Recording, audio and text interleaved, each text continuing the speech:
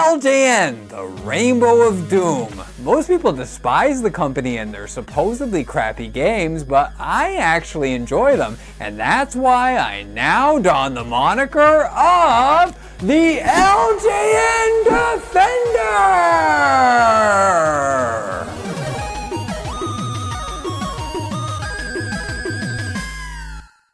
After an unexpectedly long absence, the LJN Defender has returned to stick up for the despised publisher's catalog of infamous oddities. In case you missed the last episode, I took a heavy loss on Bill and Ted for the NES, but I've regained my spirits and I'm pushing forward with another entry that's universally considered to be a big fat stinky turd. I played this alleged abomination of my cousins back in the day, and I recall having a lot of fun doing so, but it's been many years since then, so my memory could be hazy. Nevertheless, I'm going to set my rose-colored glasses aside so that we can determine once and for all if the Uncanny X-Men should be exonerated for its crimes, or if it truly is a heaping pile of 8-bit excrement.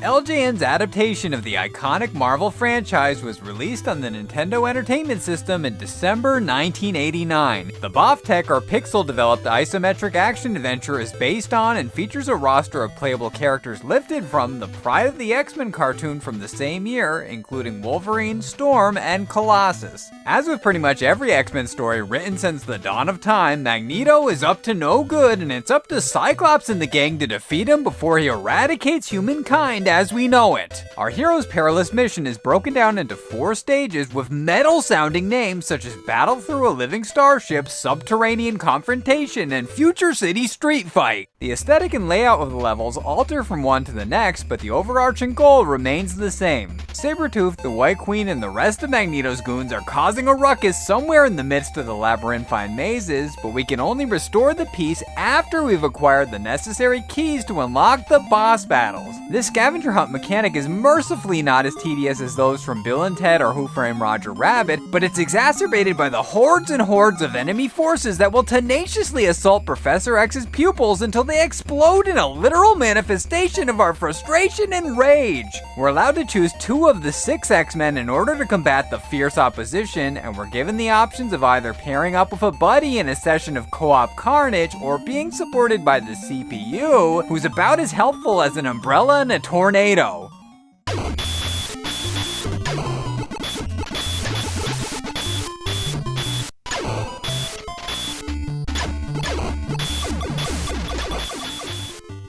The manual suggests to carefully choose a team based on how well their skills complement each other, but I found that no matter who I picked, they'd all be dead within the blink of an eye. Nightcrawler's the quickest and he can phase through solid matter, which is very helpful for bypassing the multitude of life bar draining obstacles, but his physical strength is severely lacking. Storm shoots out lightning bolts and can fly around the screen by holding B, but she's also quite weak. Iceman is mediocre, Wolverine comes off as a mere shell of his usual self without his healing factor and adamantium claws, and while Cyclops' optic blasts certainly qualify him as a viable candidate, I generally relied on the slow but durable Colossus. Colossus's brute strength got me pretty far, but even the Titanium Titan has his limits, and this is where the various power-up items came in handy. The standard health refills, temporary invincibility boosts, and other tools of the trade are procured by trashing the foes in the vicinity, but BOF-Tech or Pixel decided to spice things up by tossing in a wild card in the form of the Magnet Mine. The Magnet Mine cranks the already aggravating difficulty up to 11 and beyond by immediately stopping all of our protagonists but Nightcrawler dead in their tracks upon coming into contact with it, leaving them vulnerable to BS such as this.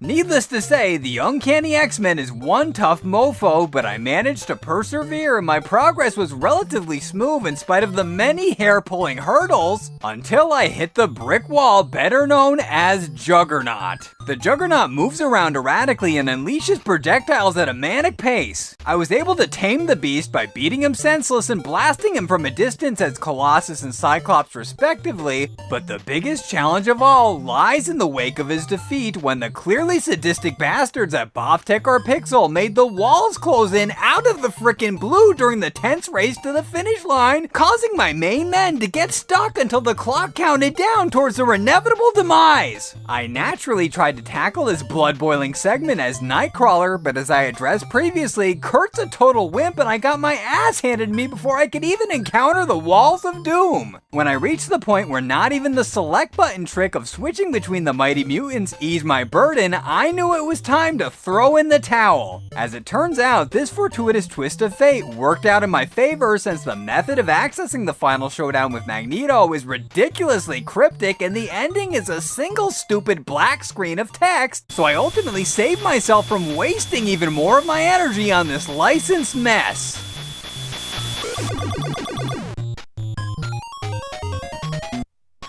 Sorry guys, I gave it my best shot, but even I can't defend this one. Though I will say in all honesty that I enjoyed this more than NES Bill and Ted or Back to the Future 2 and 3. The difficulty can be brutal, but the overall experience was less tedious, and I still have a nostalgic fondness for it in spite of its many glaring flaws. I would only recommend this to Nintendo or Marvel completists, and only then if it can be picked up for dirt cheap. Anyway, I'm gonna have to return to the Rainbow soon because my reputation is in dire need of being repaired.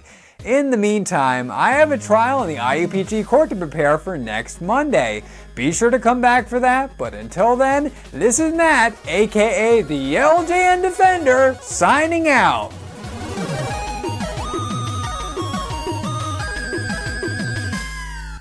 Thanks for watching. If you liked what you saw and you want to see more, the boxes on the screen right now will lead to some more of my videos, and if you haven't already, be sure to subscribe to the channel by clicking on my avatar in the bottom right hand corner. Thanks again.